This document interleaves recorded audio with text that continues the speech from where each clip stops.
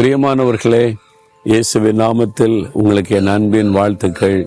நல்லா இருக்கீங்களா? சந்தோஷமா இருக்கீங்களா? கண்ணீரோடு இருக்கீங்களா?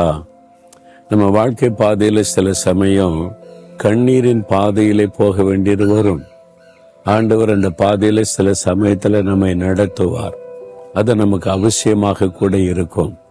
ஒருவேளை குடும்பத்தில் இருக்க சில பிரச்சனை, நம்முடைய வாழ்க்கையில் இருக்க சில போராட்டம், யாருக்குமே சொல்ல முடியாத காரியம், கண்ணீரினால தேவனுக்கு தெரியப்படுத்துவோம்.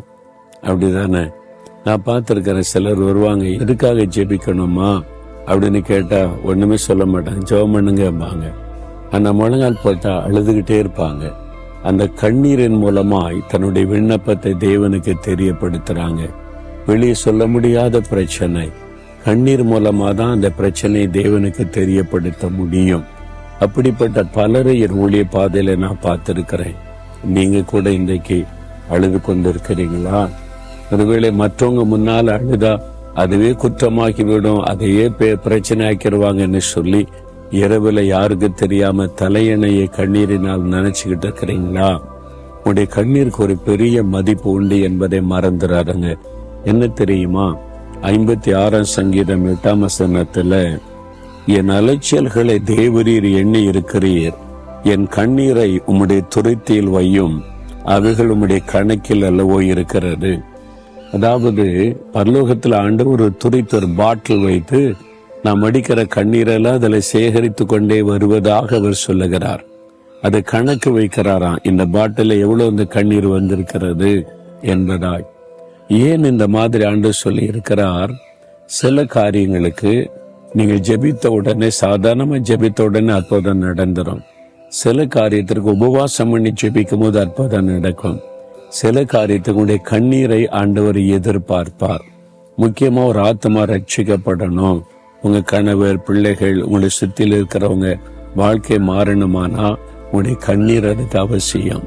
நீங்க அந்த ஆத்மாக்களுக்கு இந்த பாரத்தோட கண்ணீர் வடிக்கும் பொழுது ஆண்டவர் அந்த கண்ணீரை பார்த்து அவங்களை ரட்சிப்பார். அப்ப சில தெய்வ திட்ட நிறைவேற கண்ணீர் அவசியம். ஆண்டவர் சொல்லுவாரு, பல வருஷத்துக்கு முன்னால என் பிரச்சனை நினைத்து ரொம்ப அழுது கொண்டிருந்தேன். ஆண்டவர் சொன்னார், அழக்கூடாது, உனக்காக கண்ணீர் விடக்கூடாது, கண்ணீர் வீணாக கூடாது. நீ ஆத்துமாக்களுக்காக அழலாம், தேசத்துக்காக அழலாம், உன் சொந்த காரியமே நீ அழவே கூடாதுன்னு சொன்னார். அதுல இருந்து நான் ஒப்பு கொடுத்தேன். சரி ஆண்டவரேன்னு சொல்லி, என்னை பற்றி யார் என்ன நிந்தித்தாலும் பரிகசித்தாலும் வேதனைப்படுத்தினாலும் இப்ப நான் அழுகிறதே கிடையாது. ஒரு காலத்துல அப்படி அழுது கொண்டு ரொம்ப சென்சிட்டிவா இருந்து, இப்ப அப்படியெல்லாம் அழுகிறது இல்லை. இப்ப தேசங்களுக்காக, ஆத்துமாக்களுக்காக, மற்றவங்களுக்காக என்னுடைய கண்ணீரை சிந்தப்பட ஆண்டவர் விரும்புகிறதுனால அதை மட்டும்தான் செய்யறேன். எனக்கு தெரியும், இந்த கண்ணீரை தேவன் சேர்த்து வைக்கிறார். ஒரு கூட்டத்துக்கு போகும்போது, ஒரு தேசத்துக்கு போகும்போது, ஊழியம் செய்ய போகும்போது ஆண்டவர் சொல்லுவார், நீ எவ்வளவு கண்ணீர் வடிக்கிறாயோ அந்த அளவு நான் ஆத்மாக்களை உனக்கு தருவேன், அந்த அளவு ஜனங்க மனம் திரும்புவாங்க, ரட்சிக்கப்படுவாங்கன்னு சொல்லி. அப்ப நான் கண்ணீர் வடித்து ஜெபிக்கிற வரைக்கும் ஜெபம் பண்ணி கொண்டே இருப்பேன்.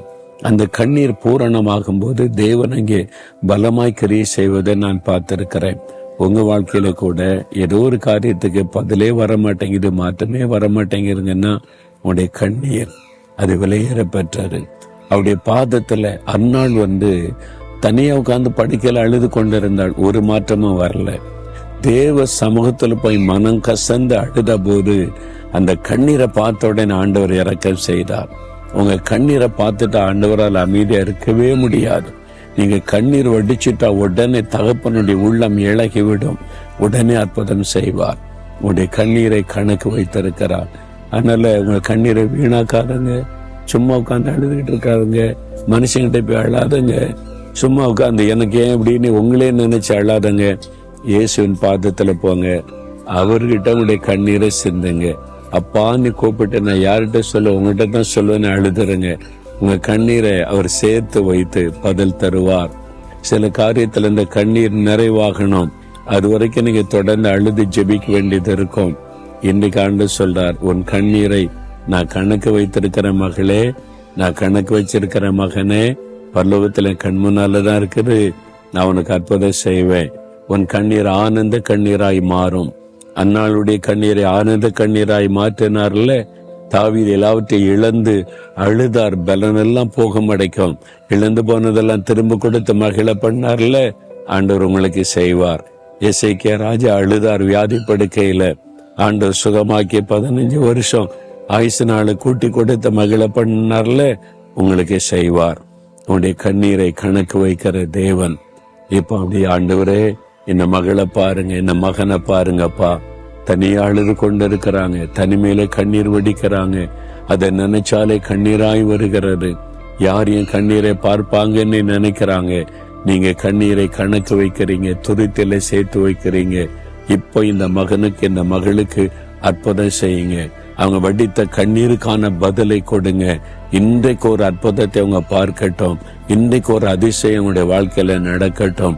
அற்புதங்களை செய்து ஆனந்த கண்ணீரா அவனுடைய கண்ணீரை மாற்றுங்கப்பா. இயேசுவின் நாமத்தில் ஆமேன், ஆமேன்.